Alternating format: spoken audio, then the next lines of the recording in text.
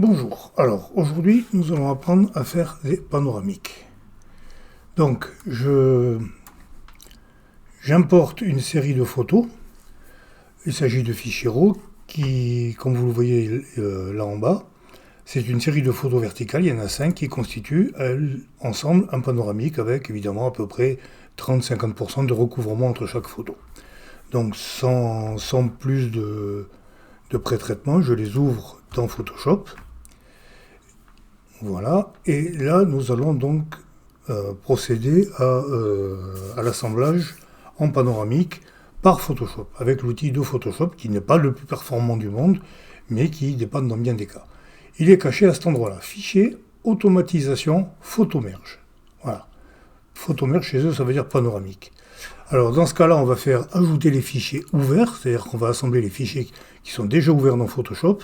On peut faire parcourir et indiquer des fichiers qui sont déjà qui sont sur le disque dur, mais à ce moment-là, on ne peut pas le faire avec des fichiers RAW. Il faut d'abord les avoir importés, les avoir ou les réenregistrer en TIFF ou autre. Enfin, on ne peut pas faire directement dans ce cas-là avec des fichiers RAW.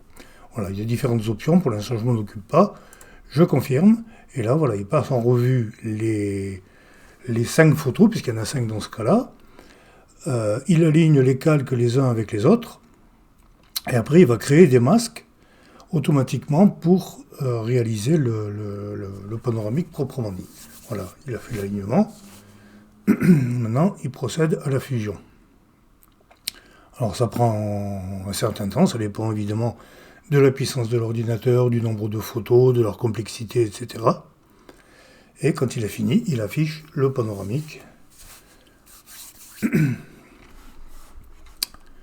Comme ceci, voilà. Alors à partir de là, vous voyez, on voit même un petit peu les marques, les séparations, parce qu'on n'est pas... Voilà, quand on zoome, on voit que c'est juste un artefact dû à l'affichage. Et à partir de là, bien sûr, charge à nous de faire le traitement proprement dit.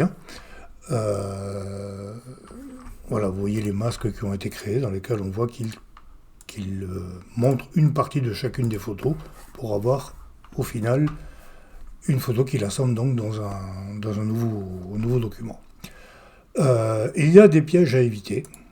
Alors je vais fermer celui-ci et on va ouvrir une autre série, celle-là. Voilà, ça c'est une série, c'est un panoramique de 6 photos qui a été réalisé dans un endroit très fréquenté, la place du Capitole à Toulouse. Vous voyez qu'il y a toujours beaucoup de monde qui circule. Et là, j'étais assez près. Tout à l'heure, la photo de la Défense, on était loin. Si les gens bougeaient, ça ne se voyait pas trop. Mais là, c'est un petit peu différent. Donc, j'ouvre les photos, comme tout à l'heure, dans Photoshop.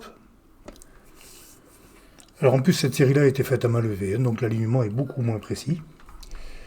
Et on va faire pareil. On va faire, donc, automatisation, photomerge, ajouter les fichiers ouverts, et je lance le truc. Le truc, c'est que là, comme il y a pas mal de gens qui circulent dans tous les sens, il y a le risque d'avoir ce qu'on appelle des fantômes, c'est-à-dire des personnes qui se sont déplacées entre deux photos et qu'on voit en double, ou alors on en voit un en transparence, parce que le logiciel a un petit peu hésité.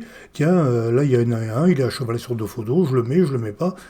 Voilà. Dans certains cas, on voit des personnes qui apparaissent mal, ou qui apparaissent coupées, ou qui apparaissent en double, ce qui est moins grave. Alors là, apparemment, il n'y en a pas, j'ai eu de la chance. Non, je n'en vois pas. Non. Non, là, le logiciel ne s'est pas fait piéger. C'est-à-dire que les photos ont été faites aussi dans un laps de temps assez court. Ça aide quand même. Donc, à partir de là, voilà, il faut redresser, pour faire un traitement assez rapide. Là, je vais créer une copie fusionnée, Maj Ctrl Alt, c'est-à-dire sur Mac, ça fait Maj commande option et la touche E. Ça crée donc un fichier qui est l'équivalent de tous les autres. Je le passe en objet dynamique. Je vais recadrer, là, en 16 neuvième, ça va être plus sympa, en mettant le Capitole au milieu, là. Voilà, je vais cadrer comme ceci. Et à partir de là, je fais édition, transformation manuelle, mode déformation, ça va être le plus simple. Et là, je vais déformer pour redresser les éléments d'architecture. Voilà, bon, je fais ça vite fait, hein, je rentre pas trop dans les détails, c'est pas le sujet de ce petit tuto. Voilà, dans ce cas-là, on s'en est bien tiré. Mais donc, il faut vérifier quand il y a des gens comme ça, qu'il n'y en ait pas qui sont doubles à ce moment-là, ben, on les supprime manuellement, si nécessaire, voilà. On va voir un troisième exemple pour montrer que des fois, ça se passe pas toujours très bien. Le troisième exemple, c'est cette série ici. Donc, de même, comme ce sont des fichiers RAW, il les ouvre dans Camera Raw. Il y a 6 photos, je les ouvre dans Photoshop.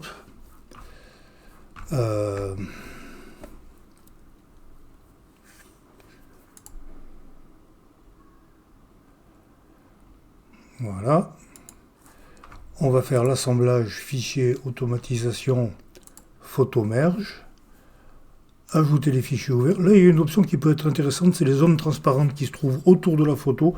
On peut lui demander de les remplir automatiquement avec le fond, l'option de remplissage selon le contenu. Bon, là, je ne le fais pas parce que ça va allonger le temps de calcul, mais voilà, ça existe. Alors, là, on a une photo qui est en apparence très simple, hein. Une ligne d'horizon, un ciel, quelques rochers en bas avec une construction sur l'une d'elles, hein. C'est le joli site de Gaztelugatz dans le Pays Basque espagnol. Mais vous allez voir que c'est pas si simple que ça en a l'air, et des fois plus c'est simple, et plus Photoshop se fait piéger. Voilà. Il fusionne les calques.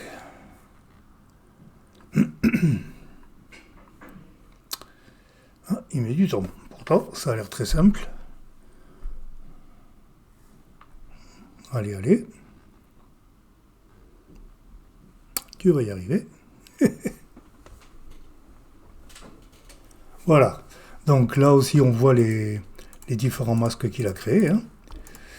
Et si on zoome sur la ligne d'horizon qui a l'air toute simple, toute juste à aligner, on va voir qu'il y a des endroits. Voilà, là par exemple, il y a un petit décroché, il se voit à peine. Il y a une petite bosse. Là, regardez. Hop, il y a un escalier là qui doit certainement correspondre. Non, c'est pas ici, c'est pas ici. Voilà, qui correspond à un entre-deux masque. Vous voyez ? Là, il s'est fait avoir, il y a un escalier assez important, et en cherchant, je suis sûr qu'on va en trouver d'autres, peut-être plus petits. Il se fait souvent avoir sur la ligne d'horizon. Oui, il me semble en avoir vu un autre. Enfin bon, voilà, il faut faire attention à ça, à les corriger à la main. Mais c'est souvent sur les trucs les plus simples. Alors, Photoshop donc réalise ça, c'est quand même pratique. Il existe des logiciels dédiés. Il y a Autopano qui malheureusement n'est plus commercialisé, mais la bonne nouvelle c'est qu'on le trouve quand même en logiciel gratuit, qui est très performant. Pour moi, ça reste un des meilleurs, malgré qu'il soit plus suivi depuis plusieurs années. Il y a aussi PTGui qui est commercialisé et qui continue à être suivi. C'est actuellement le leader du marché, même si personnellement j'utilise Autopano parce que je l'utilise depuis une bonne douzaine d'années et que malgré qu'il ne soit pas suivi, je le répète, pour moi ça reste un des meilleurs. Voilà, mais au moins vous savez qu'il est possible de faire un assemblage panoramique, même s'il a ses limites, simplement avec Photoshop. Voilà.